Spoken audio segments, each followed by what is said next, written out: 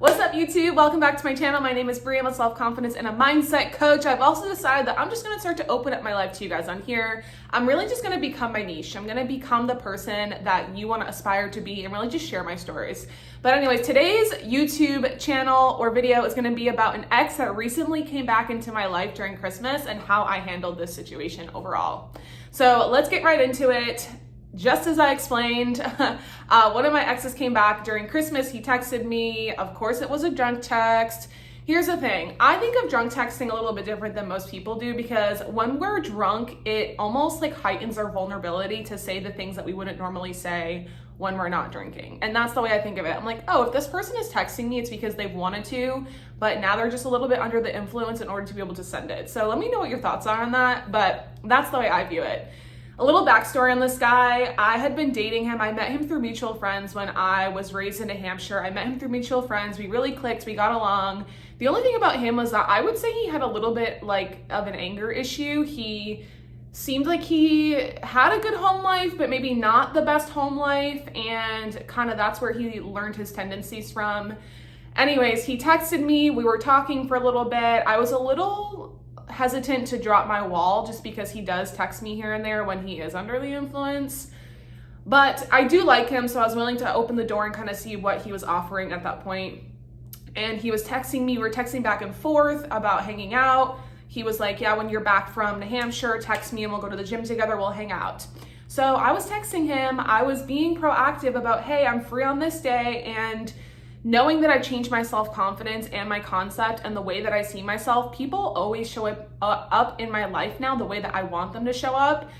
And he did show up that way, but there were a few things that I was a little weary of, but he wasn't as proactive about hanging out the way I was when I actually was being proactive. So when I was like, hey, I'm free on this day, let me know what you think. And he wasn't trying in that aspect. So ultimately what I ended up doing was, after he texted me back and was like, oh, I'm actually working that day, I realized that I almost was acting like my old self in that situation because I wasn't chasing him at all, but I was texting him back and giving him more effort than he was giving me. And so I decided in that moment, you know what? He said he's working. I really don't feel like responding, but here's the thing, guys. I was not responding because I was playing games. I think this is where a lot of people get really caught up is we want to play these games and we're told that, oh, the person who cares less is the one who's winning. No, the person who is most secure is the one who is always winning. So it's not about playing games. I wasn't not texting him back because I was playing games, but I decided not to answer. And I said, you know what, Brie?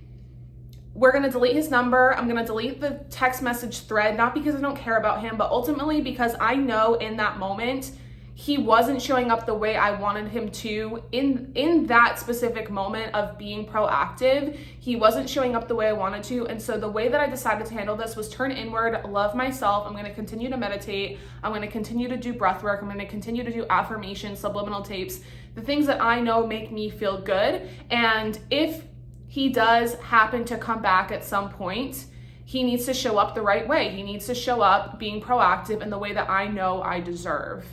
And I'm sharing this story with you because I want you to know that, number one, just because I'm a mindset and a confidence coach, these things do happen, right? And ultimately it's up to us on how are we going to handle the situation because the ball is in your court. So what are you going to do? Are you going to act accordingly and turn inward and focus on you? Or are you going to nag that person, which is what I used to do, right? Because if you don't love yourself, typically we tend to want to chase that thing that is almost rejecting us because we don't feel worthy. So focus on the ball being in your court. What can I do if they're not showing up the way I want them to show up, which is turn inward, focus on loving yourself, not playing games, because the more games you play with one person, they're going to start to play games with you as well. So I hope this story helped a lot, and in context when you guys are going through this situation as well. It's okay if an ex comes back. It's just, how are they showing up? Are they showing up as your new self-concept version of yourself, the version of you that loves yourself, that deserves you get to be put first? Or are they showing up as the old version that you used to have? And it's up to you at that time to decide, do I want to stick with this or do I want to turn inward? I hope this helped. I love you guys so much. I am still offering coaching. My Penn site link is located in my bio and I'll also post it below. I hope this helped. I love you guys so much and I'll be posting a couple more times this week. I'll talk to you soon.